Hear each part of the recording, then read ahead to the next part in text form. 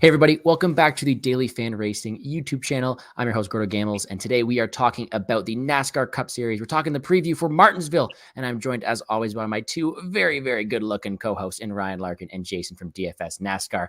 We're here talking about another fun race coming off of a week where we did have a dirt race, so I'm excited to hear how you guys performed at that one. I know I have my own personal thoughts about how the dirt race went on, but overall, I'm excited to see you guys once again. Every Thursday, we're hitting it here live, so make sure to hit the like button down, subscribe to the channel. Without further ado, Ryan Larkin, my friend. Only one Ryan this week. How are we doing, my friend? And how was Bristol for you? I am good. I am in a little pain.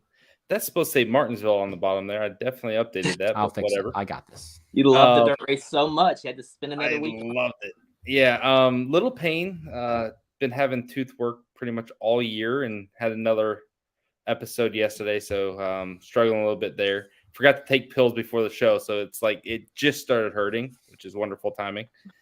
And then, as far as Bristol, hated the racing and did okay on DFS. Like it wasn't anything special, but when you double up, I guess it's good. I was more happy with MMA on Saturday. I thought that was a wonderful slate. Helps when you avoid the canceled fight, but it was a good slate. I enjoyed it, and I'm looking forward to not having to ever see NASCAR Cup cars on dirt again.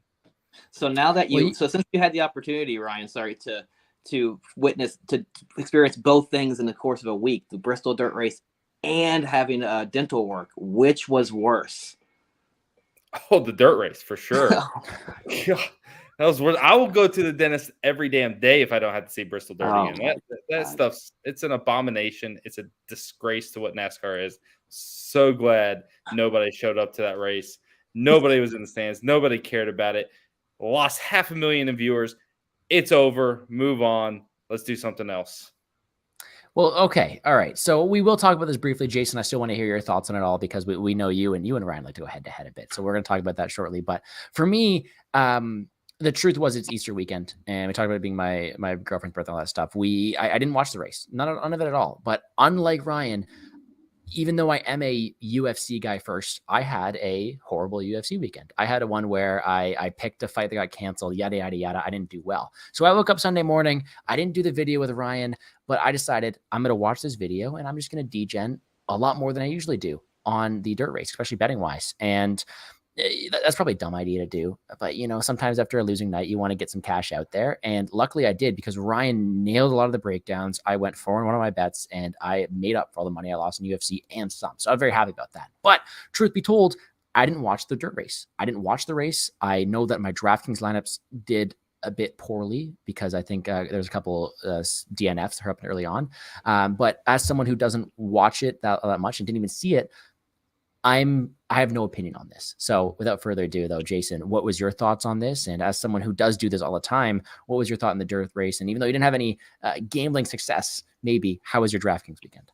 Yeah, I mean, I enjoyed the race. Like, I don't know why there's such a hate for this race. Like, I get okay, being on Bristol, not a good idea, right? Bristol deserves two tracks, 2 dates.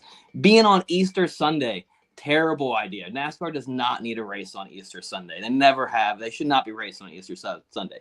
But NASCAR started on dirt. Like, dirt is more part of history of NASCAR than road course racing, and now we go to 6 of those every year. So why not go to one dirt race? What was wrong with the on-track experience? We saw cars 4 wide for the lead, racing 4 wide through the pack, bouncing off each other, cautions all the time, which is what packed Bristol. Back in the day, that's what packed Bristol was, the cautions every 10 to 15 laps. We would run pools on when the first caution is going to be. That's what made the fan experience and what people like to see. I mean, it was a fun race. I don't know. You know what else packed Bristol? Passing for the lead. When things actually would happen, when there was actually a pass for lead. For the leader. There was no passing for the lead on the dirt? No. Kyle Larson led the first stage. What? Kyle Reddick led the second stage. Christopher Bell won the race from leading the rest of the race at the end of the final stage. Nothing happened. In the truck race. How many normal races do we see like that? I haven't seen one like that. In the truck series, the same 3 drivers finished first, second, and third in all 3 stages. Nothing changed up front. You literally watched the same thing happen. It was a parade, and then 20th on back, you saw a bunch of cars wrecking. The dirt made our champions, Logano, Keselowski, Hamlin, look like trash. Some of our best drivers look like they can't do anything because you're doing a discipline that has nothing to do with what you do the other 38 weeks of the year. It's nonsense. It's ridiculous. The show can be okay. That's great. A lot of shows are good. I don't need to watch that, and it doesn't need to be a part of NASCAR. Dirt racing exists with dirt cars, sprint cars, modified. There, you put anything on dirt, not NASCAR. Yeah, I thought it was a fun race. Like I said, I still enjoyed the race. I mean, you got to see a track change from the start to the finish. The track completely different at the finish than at the start. That's what you guys love to see, like the track change. Right. You know, That's guys right. have to adjust. The People big read pothole. the track, right? Racer. Well, I mean, it's dirt racing. Isn't that like it makes something totally different than what we see every week? That's what makes it fun to me as a fan, as somebody who's going to click on. Like, I was excited about the race, and if they race again on dirt, I'm going to be tuning in. Like, I was at Eldora for the truck races. Like, those are great shows to be at and fun. Like, I think it's good for NASCAR. And like I said, get away from Bristol. Like, maybe start going to actual dirt tracks and local tracks, and like bringing back the local track experience. Like, I think it's good. I don't see what's wrong with it. Like I said, we go to 6 dirt races. We're racing in the streets of Chicago this year. Like, that's NASCAR history. Is that NASCAR history? I mean, no. Dirt racing is more NASCAR than racing in the streets of Chicago trying to be F1. Yeah, sucks making money and being popular. I'm pretty sure that NASCAR made a decent amount of money. We do have polarizing opinions on the dirt race, but luckily for us, we do not have a dirt race in front of us this weekend. You know what? I like you guys disagreeing. It's fun. I have to tune into the next dirt race because I don't have an opinion on it yet. I'm purely neutral, but there is seeming to be a clear distinction. I'm liking this comments I'm getting though. Getting back with your ex-wife, it's messy. Like, and then Dustin's agreeing with Jason there. So there are polarizing opinions, but that is last week. We're talking about Martinsville this week. It is going to be a fun one. I'm now considering the tension we had to start this video. I'm excited to see if you guys agree on anything at all this video, or if we're going to get everybody wants to pile on it. Oh, good. I guess he crapped out again. No, he's there. He's there. You guys hear me? What? Yeah, I'm here. Yeah, Jason, we got to get the internet fixed for you. What do we got to do? All right. Well, we're going to move on to Martinsville here. Upgrade my Xfinity. We're going to move on to Martinsville here. We're going to preview 2G. it. Ryan, you're going to start us off with your stable Wi-Fi. Please tell me about what this course brings and what type of race we should expect here. So Martinsville, half-mile short track, traditional short track, flat. I think there's like 12 degrees of banking in the corners. If we were coming off of normal Bristol, it would be, the complete opposite, even though they're both half miles, right? Like they're both short tracks, but they have very different characteristics. Martinsville, it'll be a lot of single car, freight train style racing. It's really hard to pass right now with the Cup cars at Martinsville. So while I was just complaining about passing for the lead, not really happening at Bristol, we're probably going to see something similar again this week. But at least last year we saw people go up and pass the leader. We saw Austin Dillon come from the back and march up the second. We saw some passing. So, and even in the fall race, we saw Ross Chastain use a wall to make some passes. Martinsville used to be a really good track. So really all the short tracks used to be pretty good in NASCAR, but somehow even the cars became so aero sensitive that these tracks just don't put on the shows that they used to. But the good thing about the package and everything that we see is that these races have become a lot more predictable, in my opinion. Instead of being 12 plus cautions, lots of guys crashing out, lead changes, different things happening. I feel like the last 5 years, Martinsville's been pretty predictable. You know who the main potential dominators are. You don't really see a lot of surprises, and you typically can pinpoint who you need to be on for the race and go from there, which is good for us. And we aren't seeing a lot of chaos or carnage at all at Martinsville, pretty much in any of the races. So you're really kind of in one of the best scenarios, in my opinion, for DFS. These are the type of slates we want to attack, because if you get it right, if you hit the dominators right and set it up well, most likely, knock on wood, Byron at Richmond getting spun out with 50 to go or 20 to go or whatever that was, besides something like that happening, you should be able to get pretty close to being on the right guys and win some money. So I personally like Martinsville races for that reason. I would like to see the race be a little more exciting, but it doesn't appear we're going to see a whole lot of change in what we saw last year. But regardless, I'm still excited for it from a DFS perspective. All right. So it looks like we have some excitement from a DFS perspective, but less so from a fan slash in terms of entertainment perspective. Jason, we have been head to head with you and Ryan all night. Do you agree with that? Or is it something that you're also looking to attack on DraftKings as well? I agree with a lot of what Ryan said there. I mean, I love Martinsville. I mean, it's a historic track on the circuit and coming like this is the 75-year anniversary of NASCAR. NASCAR has been coming to Martinsville for 74 of those years. So like it's rich in NASCAR history. You got the probably the best trophy in all of sports, the freaking grandfather clock. Like how does it get any better than that? Yeah, the winner gets a huge grandfather clock, red hot dogs at the track. I mean, this track is just so rich in NASCAR history. Like I love coming to Martinsville, and like Brian said, short flat tracks have been very predictable. Martinsville is one of those racetracks that have been very predictable over the past. So yeah, it's great for DFS purposes. It should be. It's definitely one that I've had marked on my calendar for this year. All right. Well, maybe it's the typical Canadian in me, but I still think the Stanley Cup's the best trophy in all the sports. So I'll have to see this one for myself on Sunday to see if it holds up to par here. But a grandfather clock is pretty awesome.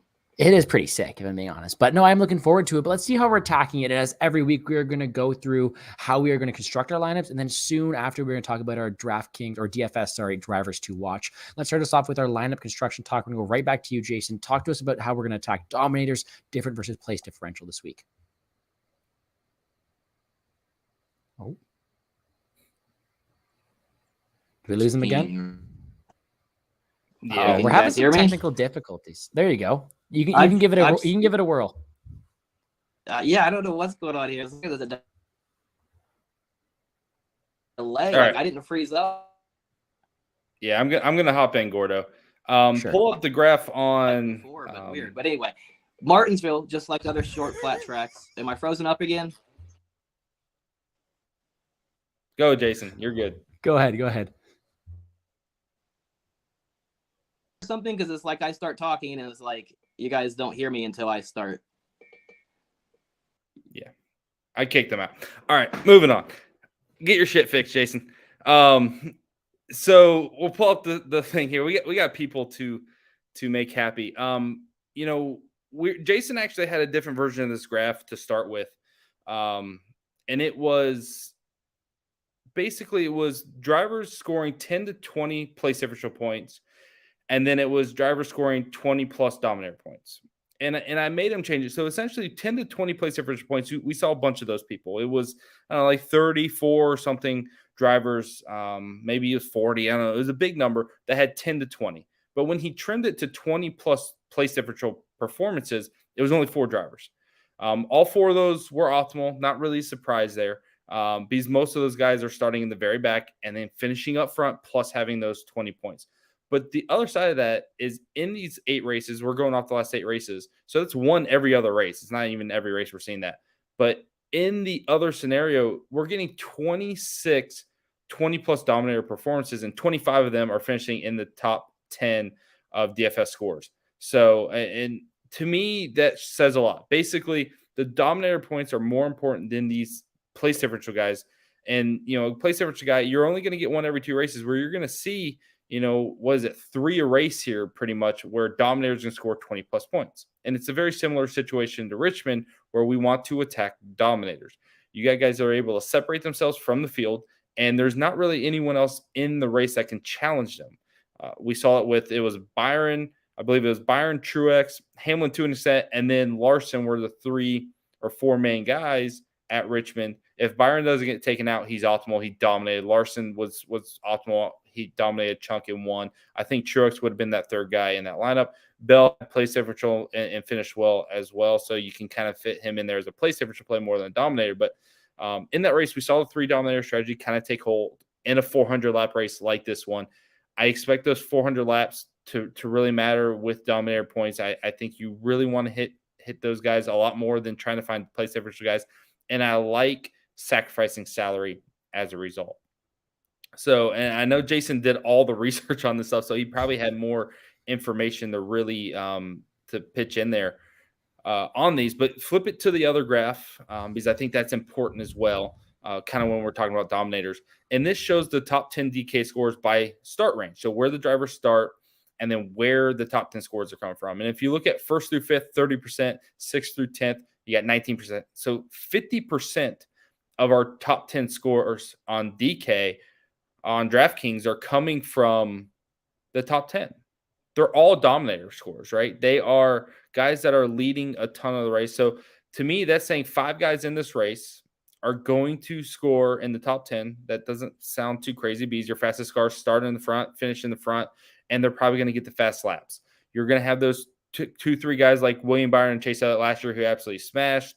We saw Hamlin and Bell look really good last year at Martinsville. I forget who else was in the hunt there in the fall race as of now, but we're always looking for those 2 or 3 people that can really run good, get those dominator points. From there, you're not going to be able to afford a bunch more, most likely, depending on how salaries shake out and where guys start and where everything is. From there, 11th through 20th is going to give you 27%.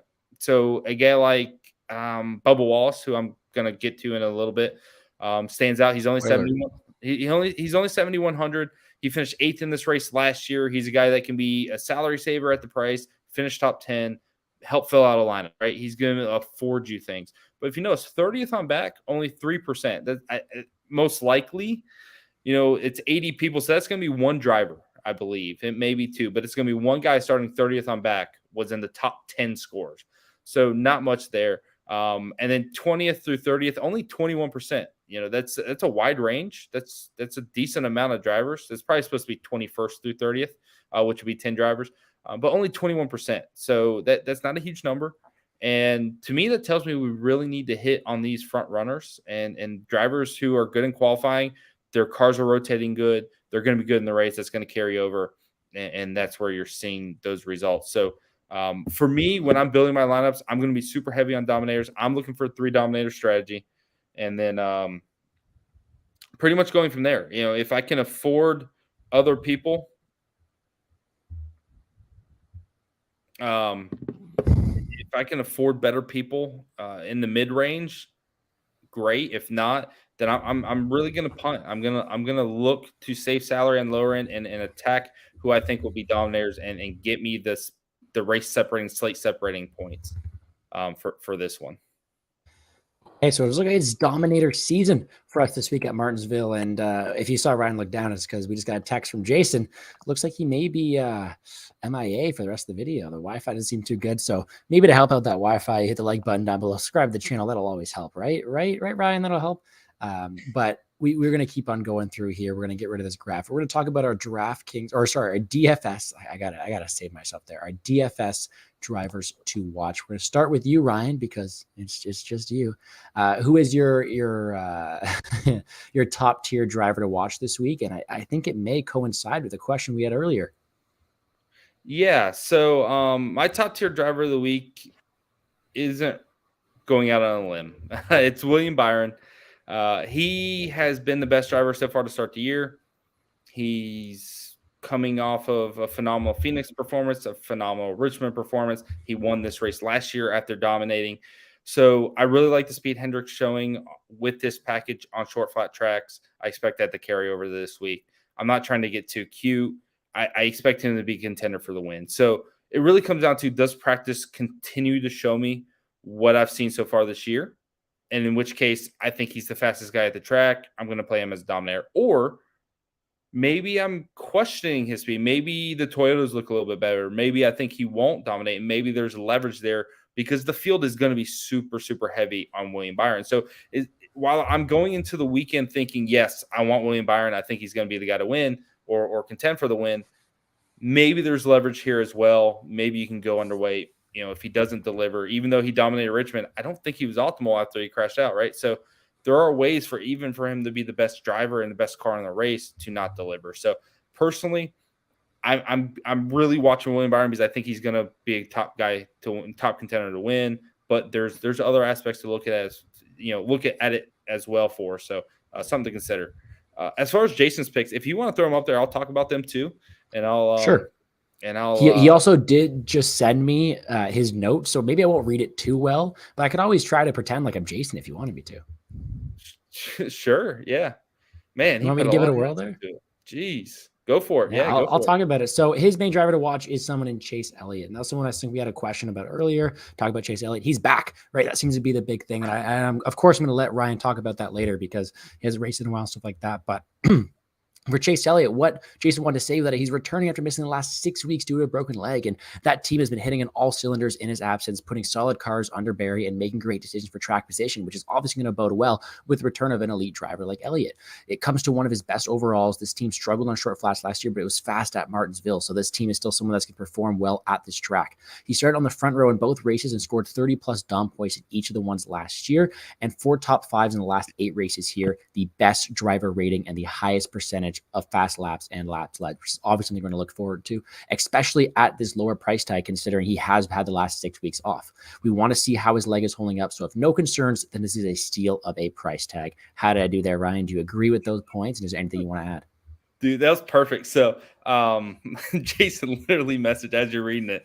This is not meant to be read word for word. It's just a direction. You're reading it. That's word for okay, word. dude. But his words were perfect. His words were perfect.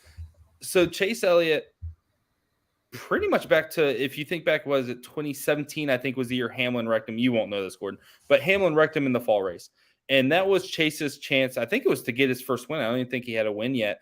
And ever since then, he's been good here. And that's not a surprise. Hendrick Motorsports has been good here since the early 90s or the 80s. Hell, they got their first ever win here in the mid 80s, right? So Hendrick's always been good here. Been the class of the field all the time. And Chase Elliott has adapted to this track really, really well. That probably coincides with him being a really good road course racer. Great braking package or whatever the hell he's got figured out for the road courses. Same thing seems to translate here for him. I don't know if it's really any correlation, but in my head, it works. And with AJ Allmendinger, it works. So it's one of those, like in MMA, like full Camp Mendez, right? Full Camp Mendez or C-level Cain Velasquez, that type of scenario. But Chase is great here. It's a perfect track for him to come back to if his leg is holding in and he's not in any discomfort and can do his job the way he's meant to be able to do it, because he's great here. And the Hendrick cars are phenomenal so far this year. So he has the ability to jump in here, run top 5. I don't think he'll win because you're at a disadvantage after sitting out 6 weeks, right? But I still think he's a guy that can have a really good finish. And at 9,300 is a good price tag. It's probably the cheapest you'll get him at any point, just because he hasn't been in the car and he's not getting those super good odds. So 9,300 is a great DFS play. I think he's a guy that could get 20, 30 fast laps, 40 fast laps, even in this race, even if he doesn't lead. So it makes for a really good price point, and I think there's value in that as a play. As someone who's going into a health science field, what was his injury again? I think it was a fibia. I don't freaking know. He said something about like detaching from his kneecap or something. I was like, I don't know what that means because I don't know anything about the human body. But my concern is more so like races are long, right? If you're taking that much time off, like I know you're sitting in the same position, like how is your leg going to affect your performance? So he's been testing in the Chevy simulator this week. So he apparently has some understanding of the conditioning that he's going to be in, and he's going to have a good feel for what his leg's going to do in a race. I'm sure he's been in there for 2 hours at a time. He's seen how it feels. He's going to notice if it's in any pain or pain that's too much for him to handle. So I feel like Chase will be fine. I don't think he would get into this race if he didn't feel like it was something he can tackle and go the full distance. Josh Berry will be there on standby if for some reason he has to get out, but I don't anticipate that. I think he'll be okay. Jason said had a broken leg and driving was literally the first thing I did. So if you're just tuning in, Jason's internet has been giving him some trouble, and so he's no longer with us this evening. I think he's going to chime in. That would actually be really good if he could just chime in with comments every now and then. I'm going to be breaking down Jason's picks. Gordo's going to read them out. I'm going to give my stuff out, and we'll get to get to the end of this thing, hopefully with some good content that you guys like. You know what, guys? I'm going to say it again. All these things I'm going to repeat out here are going to be Jason's thoughts, not my own, but I'm going to read off the things he has. If there's anything that I say incorrectly, please correct me. But I am looking forward to break this down. I'm going to stick with it. I'm going to throw it over to myself first, because I feel like I have this new bank of knowledge I've never had before. So I might as well just spit some facts here and talk about my mid-tier driver to watch, inbred Keselowski, 7.7. According to my a little birdie told me some great facts about this guy here. So Brad Keselowski has always been a solid track for Brad. Martinsville, 2 wins and 12 top 5 in his 26 starts. He finished fourth here last time, which is 6th top 5 in the last 8 races here. So we know this guy has some good history. Team has been much improved on short flats recently. 82.65 driver rating over the last 4 short flats, with the 12th best average position and 2 top 10. So we know we're getting a good guy with a good experience here. 10th at Richmond, and had a top 5 car earlier at Phoenix before settling for an 18th place finish. So we know that even in this year, he has the ability to keep up. He has the ability to do well. And at this mid tier, he does have the capability to be someone you can really look out for and really watch this weekend. Anything to add to that one? Yeah, that's perfect. Brad's great here. He's fantastic. He's even his first year in the Cup Series, he finished 10th and 12th. Gordo's way better than me. He finished 10th and 12th, and that team struggled that year when Brad first got the Cup. But this was one of his highlights of that year, and it's carried through his whole career. He's had tons of top 5s, tons of top 10s. I think it was, I could actually look it up instead of guessing. It was 2019 spring race. He was 9% owned, and he led 452 laps or something. Wow. 446 laps at 9% owned. He absolutely destroyed the slate. And he's probably doesn't have the ability to necessarily lead. I'm not going to put that on him, but top 10 run, absolutely. Top 5, absolutely. 7,700 is too cheap. He should be 85. So you're getting a steal on the price point, and I think he'll do really, really good. Okay. Well, we're going to move over to your mid-tier driver to watch. And as you go on and talk about him, I know there may be some foreshadowing that we did earlier about this driver, but is it going to be someone like Alex Bowman, who we have had someone ask about this week? It actually was going to be Bowman, and then I said, nope, I'm not going to do Bowman. So thoughts on Bowman real quick. I like Hendrick. I think Hendrick will be fast. He's run top 5, top 10 almost everywhere this year. I think Bowman will run up there. I think he's 8,200 on the slate. So very, very good price. Like his teammates are, 10,800 at the very top, of the salary structure. And he's sitting there in the middle at about 8,200. Bowman won here 2 years ago in the fall. So has some good race history here and should be able to run top 10. So yeah, I do like Bowman. He was going to be my pick, but as I mentioned earlier, I want those dominators. I want as many as I can. The guys that are going to be starting on the pole, starting in the top 5, those guys that are going to click off fast laps and lead laps. So I need to save salary. How am I going to do that? And I went with Bubba Wallace. He's literally, I believe, the lowest guy. There might be someone at 7K. I don't really care. 7,100, Bubba Wallace. Finished 8th here last fall. Bubba's always been decent here. He's 16th or better in 5 of his last 7. And at 7,100, a top 15 finish would do really, really good. I think he's a guy that can finish top 10. I like the Toyota speed on the flat tracks so far there. I like their speed, obviously, last fall when Bell won. Hamlin was strong. So I think Bubba Wallace can have a really good finish, and the price is too cheap. I know he's been struggling this year, and things have been difficult for him, but I feel like this is a guy that's going to be able to run well, and anything inside the top 15 probably reaches value as long as he's not starting like 6th or 7th. If he starts 6th or 7th, he probably goes under owned. He probably doesn't see a lot of ownership, so you can play him for that aspect. But if he starts 12th through 18th, he's even not even going to see a lot of ownership. So I think there's a lot of value just if he can have a good solid finish, and then there could be some ownership value there as well. Okay, well, we're going to stick right with you and talk about your value tier. And you mentioned if you want to get these dominators, if you want to get these people who are leading, you need to save salary. How are you doing that this week? Corey LaJoie. Right. 5,000. I think he's the 2nd cheapest driver on the slate, maybe the 3rd cheapest driver on the slate. To put it in the context, Zane Smith is driving Cody Ware's car this week, and Zane Smith's great. I love. Yeah, I wonder why. I love Zane Smith.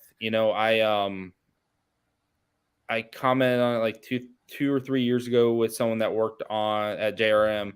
when Zane was there, and I was like, man, Zane Smith's amazing. If you guys can figure anything out, he's like, dude, yeah, I wish we could. The money just wasn't there. But even back then, you can tell Zane was amazing, and here he is. He's the next Ford guy going to Cup.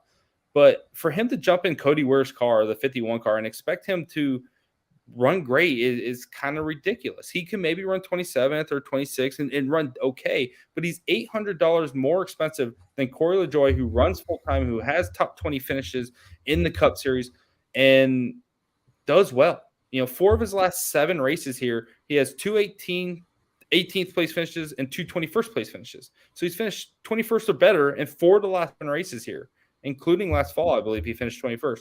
So I got a guy who's the 3rd lowest price guy who finishes in the top, 40 to 50% of the field every time out here.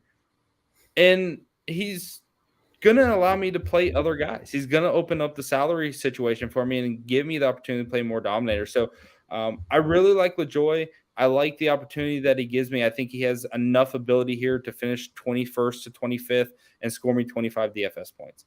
Is that an absolute slate winner? I don't know. It depends on what happens at the top end of our salary structure. But based off of everything I've seen this year, I'm going to want the salary.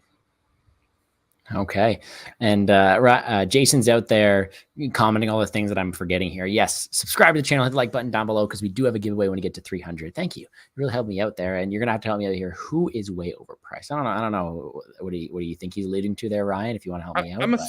I'm assuming he's talking about the Zane Smith situation. Because Zane Smith yes. is, I think there's like 8 guys priced cheaper than him. And the car is the 3rd or 4th worst car in the field. Like it just, Zane's good. I think he'll be good, or be fine, like relative to the situation. But is he going to outperform Noah Gragson or Harrison Burton or Corey LaJoie, who are full-time in these cars and better equipment? Like it just doesn't make sense to me.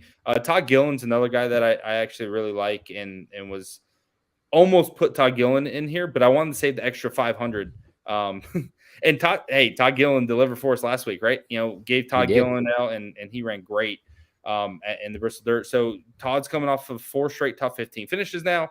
He's running good, but it's hard to justify Zane Smith's salary when there's literally no reasoning behind it. It's just, he's good. And so they gave him the salary. So I don't like that, but that's probably why I won't end up on him in this race. Now, before I get over to Jason's pick, what is going on for this value tier, we have a question here. Is there leverage in leaving or using the full salary for this type of track? I know we talked a lot about Dominators. To you, is there any advantage to leaving salary?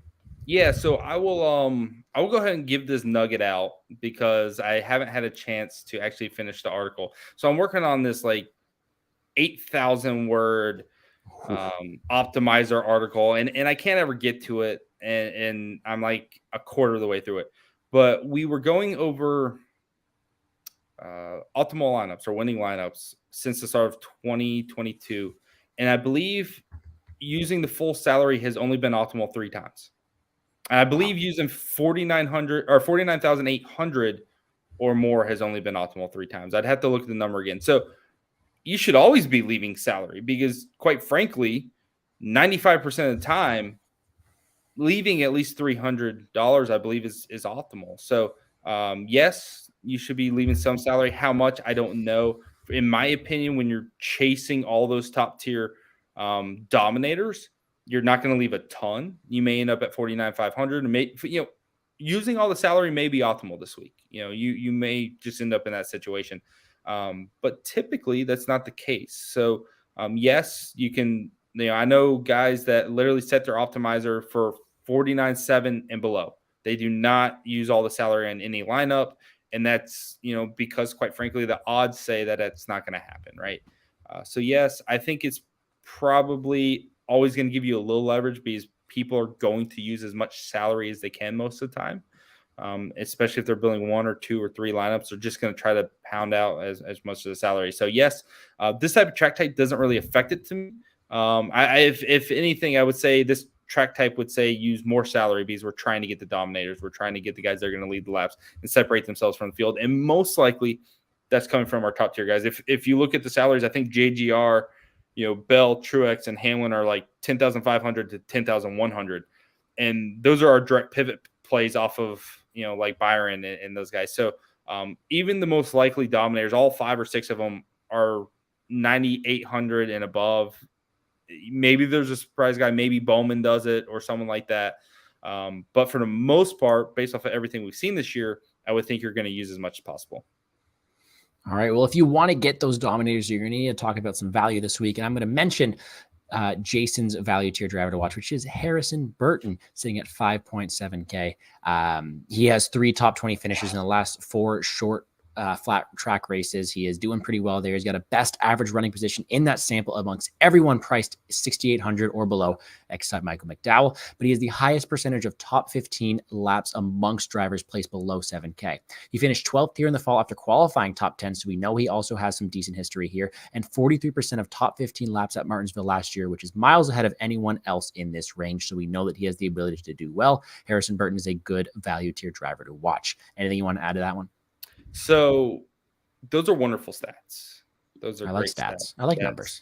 That's the type of information we need when building lineups. I'm going to come from it not thinking about any stats. Harrison Burton sucks as a driver, and he has no confidence. So while there are some stats to suggest that Harrison Burton can be of value, I don't disagree with those. You have to be very careful trusting a driver who can't seem to finish well anywhere anymore. This year, he has been really rough. It's gotten worse for him. It seems like he's fallen even further behind than what he was last year. This track is good for him. If I remember correctly, he won the Xfinity race here in 2021, I believe. Maybe it was 2020 because he didn't do anything his second year in Xfinity. He has the ability to run good here because this is, at the end of the day, a short track that he grew up running on, that he, has a lot more laps here and a lot more experience and a lot more understanding of this track than he will pretty much any other track. And because this track is similar to regular regional short tracks that he grew up on, it correlates better to understanding what's going to happen, right? So he just has a little bit more of a feel for this track. So yes, that's why he ran good last year. But if you look at that race as a whole, there was a few oddball finishers in that one. In my opinion, there were some guys where it was like, okay, how did we end up here with all these drivers inside the top 10 to 15? Why did this happen? Todd Gillen was 13th. I love Todd Gillen. He's won the truck race here and then called Kyle Busch out, but that was a great moment. But why is Harrison Burton 11th? Why is Todd Gillen 13th? Why is Michael McDowell 17th? Like, those stood out. Corey LaJoie, who finished 21st. Why is he there? Right. So I feel like there's probably a reason for that. Maybe they just overperformed. Maybe teams that were eliminated from the playoffs were out there trying new things for this track type. So you had a lot of guys pseudo testing at Martinsville last fall. I don't know the answer to that. But those are some surprising performances for sure. And, Harrison Burton starting 10th, finishing 11th was a great performance. Penske's always been good here. That's obviously a Penske car. It's under Wood Brothers, but that's a Penske car. Logano, Blaney, you look at their track history here, they're great. So for some of that to trickle down to Harrison Burton and him have a fast car, definitely viable. And everything Jason said about the stats in this price range, yes, it's untouchable by anyone else. So if you're playing for stats and history, you play Harrison Burton. I'm going to wrap this up by saying Harrison Burton sucks, and I don't trust him. See, I'm out here, and here's my thing is I'm just speaking what Jason put down there. I got my safety goggles on because I spit facts, and you're out here just, just causing problems for me. So you know what? It's a good conversation. I don't have the mental fortitude or brain power to discuss this with you because I know what I'm talking about. So I just wish Jason's here to tell you about it. So hopefully next week he gets his Wi-Fi sorted and he's able to rebuttal you on that one there. But we got another good option for value. But I think that's a good example, though. Like, that's the exact example of why me and Jason go back and forth on things. And sometimes it's like, and he can't argue it. He can't argue. Yeah, I can't argue. I'm being argumentative to myself now almost because he's not here, but we should be doing this with every slate. Like, this is how we are different. We are tackling the slate differently, right? If we all just thought the same and did the same thing, we would just build the same lineups and nothing would be fun. There's different angles to always look at it. And while he is right, everything he says statistically is right. there's a lot of pause for me with the other side. So that's why statistically he's right. There, you can't argue stats in this instance. But let's move on. Let's talk about our giveaway. I know Jason wants to give away stuff. So real quick, we're trying to get this channel to 300 subscribers. That's our next goal. We cleared 200 a couple weeks ago, I think. And so Jason has talked to the people at Run Pure Sports. They're going to give a free month subscriber or free month away for their whole site. That's golf. You know, if it happens in August, I think I said this last time, but if it happens in August, you get, or September, you get NFL coverage for free for that month. Whatever it is, all sports are covered under that package. I'm also going to give away a free month to my site for NASCAR F1 and everything else that we do over there. And so we're trying to do combo package. I think I said last time I'll give away 2 months. I don't care. I'll give away 2 months. But if you could help us by subscribing to the channel, we'll do some giveaways once we hit that number and have some fun with it for anyone who subscribes to us. I'll also give away free content on Plays and Fade Sports. Oh, Jesus. It's free every week.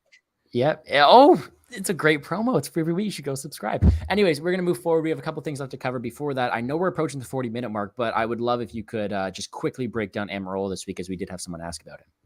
Yeah, Amarola is very, very good at short flat tracks. He wasn't great last time here, which was kind of frustrating. And Stuart Haas as a whole's kind of been rough. You know, the last couple of years at Phoenix earlier this year, though, they all look pretty decent. So that gives us some positive mindsets or thoughts going into it. To ignore last fall, he was eighth in the spring and 6th before that in the fall. He's got a bunch of good finishes here. He can be hit or miss. He can disappear at times, but his upside when he gets it right is great, which makes him a phenomenal tournament play, right? Like, you know, his upside is good.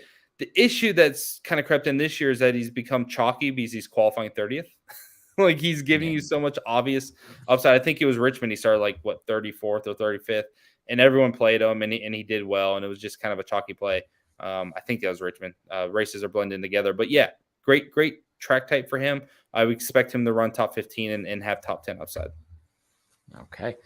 All right. So thank you for answering that. We're going to do one last thing here, and that is predict our quick winners. What I'm going to do is going to do what I do every week and pull up the wheel. Because you know what? If we're going to hit one race all the time, I'm going to pull up the wheel here quickly. I'm going to break down what the random generated things we're going to win. And then I will break down a real winner that Jason has here along with his stats. So quickly, based off of pure randomization, I know it still says Atlanta, but we're going to see the winner of the race this week, according to the Wheel of Fate, is Austin Dillon. All right. You know what? It hit once. So that's kind of all you can ask for. It's hard for them to hit consistently because it is all random, but we did hit once before. All right. Let's now talk about Jason's race winner this week. And he is going to be talking about Denny Hamlin plus 750. I need to make sure I pull it up there. Now, Denny Hamlin this is one of his best tracks. He has 5 wins here, is only second to his 6 career wins at Pocono. His highest percentage of fast laps over the 5 short flat track races and second highest percentage of laps led. He struggled to close, though, with no wins in 0 top 5 despite the 3rd best average position, but this is the week it changes. 3rd highest percentage of fast laps and laps led at the last 8 races at Martinsville, and Gibbs' speed is starting to show up, and Hamlin snaps his cold streak here at Martinsville. Jason's all over Damon Hamlin here at the plus 750 odds, and it looks like a very appealing option. Now, Ryan, do you agree with what Jason said so far? Or are you going to throw in another name that you think is going to win this week? Yeah, Hamlin's great. I think he's been pretty much a top 5 runner most years here. Average finish is kind of skewed, from where like Bowman spun him out and some incidents. But I mean, he's a top 5 guy in nearly every race. Last 4 races, he's led 203 laps one time, 103 laps another time, 276 another time. So huge dominator potential with him. Obviously, a really good track. And, last fall, he was probably the best car, if not the best, one of the top 2 or 3. So if you're looking just at that and you're hoping that carries over, there's definitely some positivity there. For me, though, I'm going to keep doing it until something changes. I'm leaning into Hendrick Motorsports. I'm leaning into William Byron. Plus 600, I feel like it's actually a good number. I thought he would be like plus 450, plus 500. So I'm not going to really – plus 600 is nothing to write home about, but he's the odds-on favorite to win the race. I'm chalky as hell with this pick. I'm not doing anything special here, but I'm pretty much convicted in that this is the guy to beat heading into the weekend. So I'm not going to stray too far away from it. When you look at Byron here last year, Chase Elliott led a huge chunk of the race in the beginning, but he wasn't the best car from pretty much lap 100 on. It was William Byron, and it took William Byron a long time to get past Chase Elliott, but once he did, he was untouchable. Byron absolutely dominated the second half of the race, absolutely crushed it. And then you look at what he's done at Phoenix this year, absolutely dominated, best car on track. You can Larson 50-50. Harvick looked pretty good at times too, but Byron was really strong. And then you look at Richmond, where Byron actually absolutely crushed the field, right? So at least early on, I do think the one thing that has hurt Byron so far in his career, and this is part of just still being a younger, inexperienced driver who doesn't have all the tricks, is halfway through the race when Denny Hamlin's making adjustments on his close to 20 years of experience, or Harvick or some of these guys are making adjustments, I feel like Byron falls behind a little bit. So that's why we sometimes see him. He qualifies amazingly.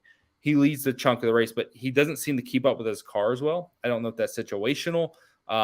But, we saw that Phoenix, Harvick came on, especially on the long run. Harvick was really strong and took the lead late, and then the cautions fell against him. At Richmond, Byron led the first chunk of the race, but then Larson kind of seemed better than, the Truex and Hamlin types seemed a little bit better. So I'm a little worried about that with Byron, but from DFS perspective, I love the dominator ability. I think he gets a bunch of fast laps. From a betting perspective, I do agree. I think he's the favorite to win. That's picked to win. And I don't really see anything else happening there.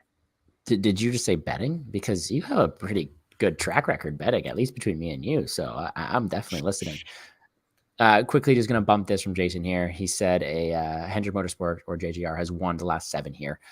It's always good to have good track history. And I know you just kind of, just destroyed my stats I gave out earlier, but this is an undeniable stat here, right here. So, but that's going to do it for us here on the Daily Fan Racing NASCAR Cup Series DFS preview for Martinsville. Before we get out of here, of course, check out Run Pure, check out FreeNASCARDFS for Jason. But please, Ryan, the floor is yours. Talk to me about what to expect this weekend and what else you have going on. Yeah, so we got 3 races: Truck Series Friday, Xfinity Saturday, Cup on Sunday. Real quick, I should probably shout this out if anyone's watching this. I'm looking to bring in another writer for the site. So my day job has gotten busier and busier and busier. So I'm looking to potentially bring someone in to help alleviate some of the writing aspects. So looking for a Truck Series and or Xfinity Series breakdown guy. See if they can do some good work for me and help for me up a little bit during the week. But until that happens, I got full content and everything, full breakdowns, projections, the lot. Everything's going to be there on DailyFanRacing.com. And I think that's pretty much it. I don't know if there's anything else to plug. I got to correct myself. I have to correct myself here. It's at DFS NASCAR. I did miss say it. Listen, it's Jason's fault for literally not. He's free NASCAR DFS. He goes by this free moniker, and then his Twitter handle literally doesn't have free in it. It makes no logical sense. That's on Jason. Whatever. If you get it wrong, it's on him. But yeah, definitely go follow Jason. He's got like 10,000. He probably could use another 1 or 2. Also follow me at Larkin8. Follow Gordo. Help us out, subscribe to the channel, do all the things. Anytime people see those numbers grow, it helps us out, even if you don't necessarily even want to see me tweet. But do it. Jump into Discord, follow us along. We'll get some content out there and hopefully win some money. All right, guys, that's going to do it for us here on the Daily Fan Racing YouTube channel. Please hit the like button down below. Subscribe to the channel. If you want to check out any of the stuff I do, even though I'm just a good-looking host, I don't provide much NASCAR content, UFC content at Plays and Fade Sports on YouTube. You can check me out there. If you don't see me around any premium content, I do apologize. I got a couple exams I got to do the next couple weekends. And I will be back, and I will be hanging out with Ryan doing all that content there on the Daily Fan Racing channel. There, all premium content will be done with him, so go check that out. I'll be back shortly. I may miss this weekend, but I'll be back, and we'll be hanging out. And you'll be an American here in a couple weeks too. You are so right. I actually, the reason I'm missing a video in the next couple weeks because I'm moving all the way down to the States to do some grad school. So I will be around. Ryan's gonna get sick of me hanging out, talking NASCAR, and trust me, guys, I'm gonna become a NASCAR DFS pro. I'm banking on it. I'm learning every single week. So I appreciate you guys tuning in, helping me learn all these things, ask all the right questions in the comments. I appreciate everybody for tuning in. If you're watching this video after the fact, please hit the like button down below, subscribe to the channel, just comment down below who you think is going to win, and ask any questions. Jace will be free to answer them. Or sorry, Ryan will be free to answer them right there. But check everybody out. Enjoy the race this weekend, and let's make some money, guys. Peace.